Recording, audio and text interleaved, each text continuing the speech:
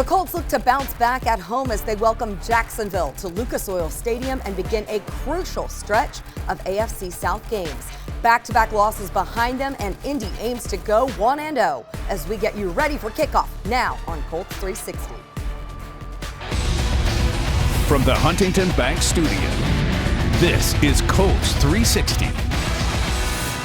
Last Sunday, the Colts added another name to the franchise's Ring of Honor. Surrounded by his Super Bowl championship-winning teammates, Dwight Freeney saw his name become a fixture inside Lucas Oil Stadium alongside Peyton Manning and Reggie Wayne. Here's a look at the star-studded celebration for number 93, the franchise's first defensive player to join the Ring of Honor.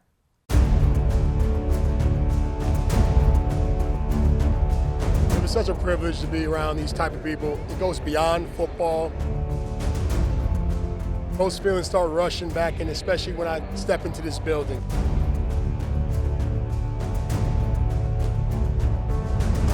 I'm so glad Dwight Freeney was my teammate and not my opponent.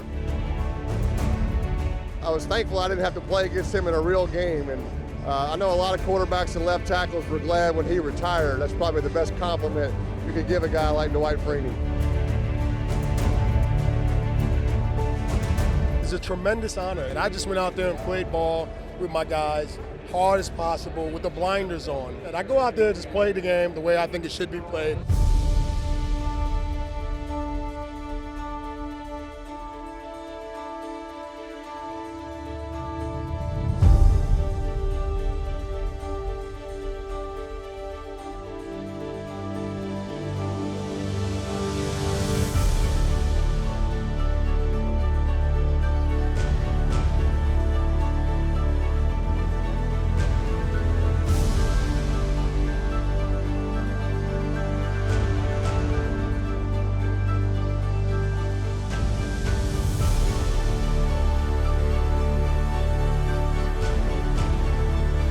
I know all Colt fans like myself recall what a blessing it is for the Horseshoe to be represented not just by his talent as a football player, but as a man. This is a tremendous individual who we are going to honor today and put your name up in the Ring of Honor.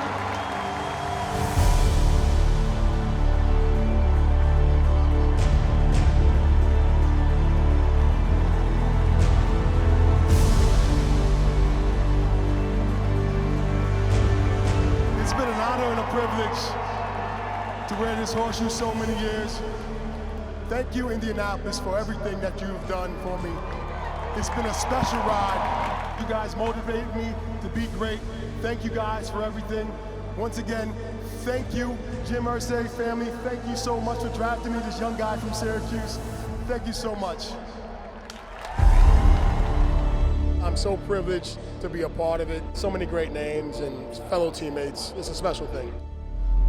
From pregame passes with fans to his impressive playmaking ability, he even caught the attention of Jerry Rice with his toe drag swag at Pittsburgh. Zach Pascal is quickly becoming a Colts fan favorite, and Colts Productions had him mic'd up against the Miami Dolphins.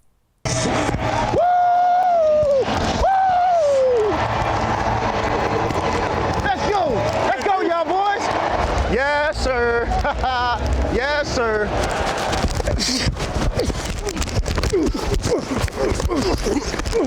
Good blocking up front, yo. Let's keep going.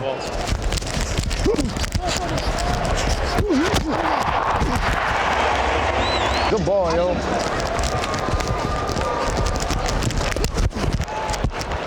Play every play, cuz. Play every play. I'm coming every play.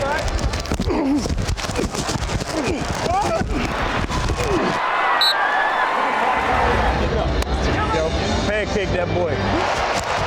Hold it. Good spike though. Yo, that was a good drive, yo. Let's go, Jay Houston. Yes, sir. That boy nice. Yes, sir. Oh, that's my dog. What's up, yo? Hey, big boy.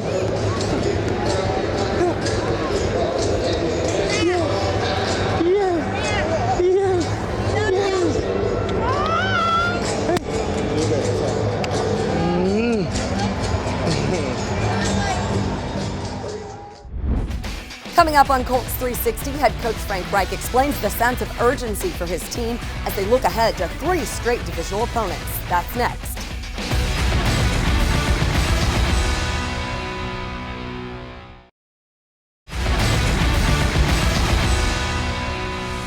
Back now on Colts 360 with head coach Frank Reich. Coach, you're coming off back-to-back disappointing losses. What is the sense of urgency starting on Sunday as you guys enter a really crucial stretch of divisional games starting against Jacksonville at home? Yeah, a lot of urgency. I mean, you have urgency every week, but certainly after back-to-back losses, you have a sense of feeling like our backs are against the wall. And so I feel sick about the fact that we put ourselves in that position, but I feel good about the guys in the locker room, our coaches and players, to know how we respond. You know, after we lost the Oakland game and going into some tough stretch against KC and Houston, I just feel like we'll respond the right way. We know that your mantra each and every week throughout the season, go 1-0, get 1% better. After Sunday's game against Miami, a couple guys in the locker room really noted that they felt like that there was almost a lack of energy or intensity just starting that game. How do you address that within that 1-0 mantra? Do you add to that? Is there something that you amplified to that this week in your message? You know, I mean, when you're going out there every week, you only get 16 games. So you're usually pretty amped up and juiced up for every game. And then sometimes you go out there and you feel a little bit of a lack of that. So if that was out there, that was unfortunate.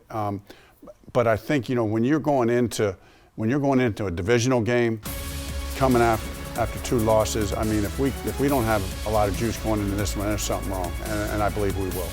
Sunday, Jacoby Brissett missed his first start of the season, and after the game, Quentin Nelson revealed that he really felt that in Pittsburgh, he allowed himself to get rolled up on and landed on Jacoby's knee there that caused him to go out of the game at that point. How do you address that with Quentin Nelson, somebody who cares so much, obviously, about protecting his quarterback when he carries, you know, so much on his shoulders about what happened to Jacoby? I mean, first of all, I love that about Quentin. I mean, you know, those are the kind of guys you want protecting you because it means something to them. But then I got to quickly go from, hey, I love that about you, to, yeah, you're totally wrong. I mean, you can't think like that. It's just the nature of the business. So you just got to move on. You know, you do your best. It happens. I mean, you know, sometimes if it's not happening there, it's happening somewhere else, and you just have to embrace that and then move on. With your wide receivers, T.Y. Hilton and Devin Funchess each eyeing their return, how do you approach this week with each of them? What is the progress that you're looking for as they start to look to that return to game action? Well, I'm excited that you know, Funchess should get back out on the field this week. You know, and then we'll see how he progresses. So it'll be good. You know, obviously been out for a while, but he's been taking some good steps, making progress, and this will be an important step for him to get back out there. And then T.Y., you know, I mean, we just got to keep hoping that he continues to make good progress, take it day by day. Last week in the locker room, Eric Ebron noted that this point in the season, right around Game 8, Game 9, Game 10, that's where teams really find their groove and establish who they are, establish themselves as a contender as you're in a playoff hunt. How much do you want to see that consistency established this week with your team and setting a precedent and setting that consistency for the remainder of the season? Well, there's no doubt. There's a lot of truth to what Eric was saying right there. I mean, it's, you know, November is a really important month. I mean, every game is important, but November is the time that teams start to separate themselves. And, you know, the bad news is that we lost a couple games that we felt we let get away. But the good news is we're still very much in it. And the month and these next few weeks in November are going to be very telling. And so, as far as hitting a groove, we got to hit a groove one game at a time. You know, one series at a time, one play at a time. That old adage is very true, and it needs to start this week. Now, that being said, our defense has been in a groove. Really, where we need to hit the groove is offensively, and get back into the swing of things there. Looking at your opponent this week, one that you know very well, a divisional opponent in Jacksonville, and their quarterback is someone who you have great familiarity with as well, Nick Foles. You won a Super Bowl with him as your quarterback there in Philadelphia. He's coming back off a significant injury. He had that collarbone injury, so this will mark his return to game action. Certainly good to see him back and healthy. Knowing what you know of Nick Foles and his talent and his skill that he brings, how do you help your defense this week in its preparation for that challenge that Nick Foles presents? Yeah, obviously very close with Nick. You know, coached him for 2 years. And so, yeah, I know everywhere where he's going to throw the ball. I can tell Eberflus and all the defensive players, here's exactly what he's going to do. I wish it were that easy. Nick's a really good player. I'm happy that he's back. I sent him a text a couple weeks ago when I saw the note I saw the headline that he was going to be back against us, and I said, I thought we were close. The least you could have done was waited another week. Just joking, but I'm happy for him. Not doing you any favors, is he? You're not doing us any favors, but he's a very good player. Yeah, I'll talk to Flus a little bit about what I think, but it's mostly going to be the respect that I have for this guy. He's an excellent football player. Jacksonville also really prides itself on its defense. They have a couple of guys who really like to get after the quarterback, Calais Campbell, and then also their rookie, Josh Allen. How do you prepare your offensive line for the threat that their defense really poses? Yeah, they're good. I mean, everyone knows that about the Jacksonville defense. And you're sure they've lost Ramsey, and that's a big loss, but they're still very good in the secondary. And as you said, very good up front, top 10 defense. And it all starts up front with them, with Calais Campbell and Josh Allen and the like. So the good news is we got a top 10 offensive line. We're a top 10, and we're a top 10 rushing team. We're a top 10 protection team as far as fewest sacks. So it's good on good. And, we're going to have to be at our best against this defense. Coming up next in the show, we're going to have rookie Khari Willis. And we know that there are a lot of things that he does on the field to stand out on Sunday. He's tied for 6th among NFL rookies in total tackles, tied for 4th among league rookies in solo tackles, and ranks 3rd on the team in tackles for you guys in his first season with the Colts. What are the things, though, off the field that we don't get to see that make Khari Willis just so special and such an asset to your defense? I mean, the guy's just a winner. I mean, you know how you're around some people and say, yeah, this guy's a winner. I mean, like you're around Khari for 5 minutes and you know that that's the case. I remember when Chris Ballard and his staff were scouting him and they showed us a video of him doing some speech at Michigan State, right? I mean, we all probably saw that. I'm like, are you kidding me? I mean, this guy's in college and he's carrying himself like this, talking like this. He's got those natural leadership qualities. On top of that, he's just an excellent, excellent football player. He's tough, he can cover, he picks things up fast. I mean, he's aggressive, so really glad we have him. Well, Coach, you set up the perfect segue because now we're going to take a little bit of a listen to that Big Ten kickoff luncheon speech that Khari Willis gave while he was at Michigan State before we talk to him coming up a little bit later in Colts 360. And that solution includes listening, understanding, getting out of your comfort zone, sacrificing, putting your personal goals and personal aspirations to the side to make sure that the people next to you are better off and have a better opportunity for success.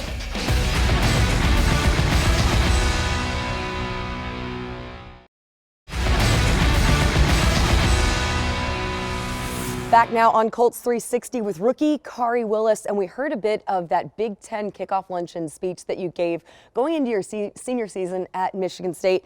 Now, I heard that you went in and just had a couple of bullet points pointed out, but went on to do an 8-minute speech, standing ovation, hundreds of thousands of views on social media. How were you going in just so prepared with a couple of little notes and then just get into a roll? I think I knew the message I wanted to get across. It was something that was from the heart, something I had worked on. Just the things that I wanted to say, and I felt like however they came out on that day, I wanted them to come out, and I wanted them to be real and authentic. I didn't want to read off a piece of paper, so that was the main thing, was just having it be, something that I know a lot of other athletes could relate to, and also something that speaks for me, who I am, and where I'm from. And I feel like I was able to do that, thankfully, and we got a positive reaction. What was that message that you really wanted to share and you hoped that resonated with so many of your fellow athletes who were there, as well as coaches, and then all of those young athletes too, who are able to see that maybe on YouTube or on Twitter? I wanted to, incorporate where we from, how we dream of being on the big stage, and then kind of translate that into a way that we can use our platform to better service our communities back at home. At the time at Michigan State, we had a lot of tough times, so I wanted to kind of talk to that and kind of give the world kind of how we're working through that, things I'm learning by going through that as a university, things that help me in my personal life, and bring those to light that other people that may be going through. And you've always had big dreams in terms of what you aspired to athletically, but your first love was really basketball. It wasn't so much football. Where did you see yourself when you were growing up? What did you want to do basketball-wise before football came into the picture? Yeah, I wanted to play basketball all the way. I was all-state every year in high school. I had a good career in high school, had great AAU careers, and I was all in for basketball. A couple of my friends transferred over to school, and they wanted to play football, so I was like, I guess. And I played. Next year, quit and came back and played again, and ended up working out for me. What kept bringing you back to football, though? Because you were a two-sport athlete, you played basketball and football, but you actually quit football twice in high school, and then ultimately that's the career path that you take into the NFL. I think just the physicality and the brotherhood I had built, that it's different. I mean, basketball, you know, that's a different brotherhood within his own self. But football is something just a little bit different about this game that I missed. What are the benefits of being a multi-sport athlete? Because we see Malik Hooker as well was an excellent basketball player all through high school. He can't guard me though. Yeah. He can't? No. You guys not one-on-one? We're gonna try. What are the benefits, though, of playing multiple sports that you see paying off? Because, you know, there's kind of a mentality for a long time where athletes would really specialize really young and doing just one thing. For you, obviously, there was a lot of benefit not only in playing basketball and football, but playing offense and defense when you were on the football field. Yeah, I think there's tremendous benefits, not only athletically, but just mentally. My dad was real big in having us do as much as we could. You know, all year round, we had to be doing something. It wasn't sitting on the couch playing video games. We actually only had one TV in our house, and it was in his room. So he wasn't letting us, you know, sit around, watch games all day. He's like, get out and play, learn skills. And I feel like just trying to extend myself, that's how I was able to kind of be able to do both. You also grew up one of 10 kids. How much did that toughen you up and prepare you for playing at the highest level? I think that was huge. That was that's where I get my toughness from, my family and then in the environment we grew up in. I think that's where I get my personality from. Everything. I got, you know, 4 older brothers, 2 younger brothers, 2 older sisters, and a younger sister. And when you sharing everything your whole entire life, you have to fend for yourself at some point. So that's kind of where I got it from. Your Michigan State team, your freshman year, gets to the Big Ten championship game, which is right here at Lucas Oil Stadium.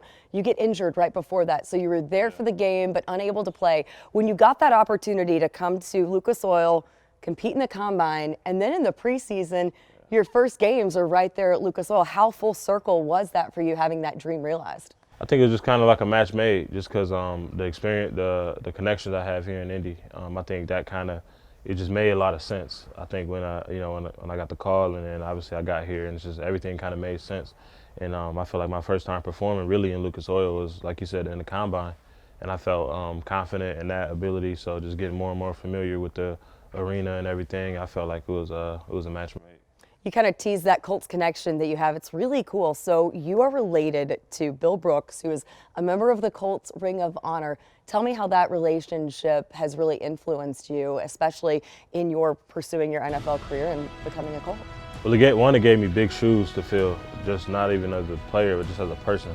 Just how person Bill is a person that probably any man would aspire to be like. And I think that's something I saw at a young age when we used to spend time with each other, and it's something that, you know, I've been yearning to try to, you know, he's giving me a motto, something to follow, and his advice, he's been in my corner, you know, every game, respectfully, and just motivating me, helping me to, you know, understand how the things in this league work, you know, not only the business of it, but, you know, the football part of it, and having to be able to have a healthy balance. So I think Bill has definitely been, you know, the role model for me and a tremendous help for me. What are those biggest pieces of advice that he gave you that have been so impactful for you, especially given as much experience as you've gotten early on in your rookie season? He's real big on one thing at a time, one day at a time, not making nothing too big at a moment. And I think we both have, you know, kind of laid back personalities where sometimes our family is like, oh, do this, do that, do that. And we both kind of just like relax, like we good, like, you know what I'm saying? So I think that's just kind of how we are. And I think I've been able to model that after him. Khari, really appreciate your taking the time. It's a special game on Sunday because it is the Salute to Service game. That's always a highlight, always a really special atmosphere at Lucas Oil Stadium. And as we wrap up Colts 360 this week, we want to take you to a very special welcome home for one military family. Colts running back Nyheim Hines was there to greet them. Take a look.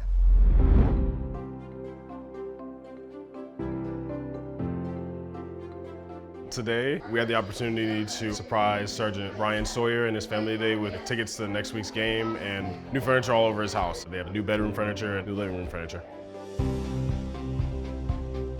So as a veteran myself, for me to be involved in something that can enhance the life of someone who did go overseas and put everything on the line is just my way of maybe repaying them and saying, hey, thank you. What the Colts and Bob's Furniture has done for us is just incredible. It started about 1.5 years ago when Operation Homefront contacted us, and they told us that we were the recipients of this house here in Anderson, Indiana, and that was just incredible. We had gone through a lot after Brian was wounded and he came home. We lost our house that we had purchased. We lost our vehicles. Operation Homefront really helped us kind of get a slingshot into where we needed to be financially. And then to find out a year and a half later that the Colts and Bob's were doing this for us was just incredible.